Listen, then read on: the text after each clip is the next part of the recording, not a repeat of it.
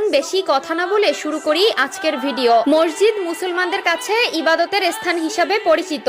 এরপরও আমরা মসজিদে এমন কিছু কাজ করে থাকি যা মসজিদের পবিত্রতা নষ্ট করে। তাই মসজিদের পবিত্রতা রক্ষার জন্য কোরআন হাদিসে নিষিদ্ধ বিষয়ের উপর লক্ষ্য রাখা উচিত। 1 নম্বরে কোনো নামাজি অন্য নামাজিকে উঠিয়ে দিয়ে বসা যাবে না। রুদ্দুল মুখতার 630। মসজিদের ভেতরে প্রতি ওয়াক্ত নামাজ একই স্থানে আদায় করার জন্য কোনো লোক নির্দিষ্ট জায়গা রাখতে পারবে না। 2 নম্বরে রয়েছে মসজিদে হারানো বস্তু তালাশ করা যাবে না, কারণ মসজিদে দ্বীনের কথা বা কাজ ব্যতীত অন্য কোনো কথা বা কাজ করা নিষেধ। মিশকাত শরীফ 654। হযরত আবু হুরায়রা রাদিয়াল্লাহু তাআলা আনহু হতে বর্ণিত, রাসূলুল্লাহ সাল্লাল্লাহু আলাইহি ওয়াসাল্লাম বলেন, তোমাদের কেউ যদি মসজিদে হারানো বিজ্ঞপ্তি দিতে শুনে তাহলে সে যেন বলে, আল্লাহ তোমাকে ওই জিনিস ফিরিয়ে না দিক, কেননা মসজিদ এই সকল কাজের জন্য নির্মাণ করা হয়নি। মুসলিম শরীফ 568। 3 নম্বরে মসজিদে দুর্গন্ধময় কোনো জিনিস খেয়ে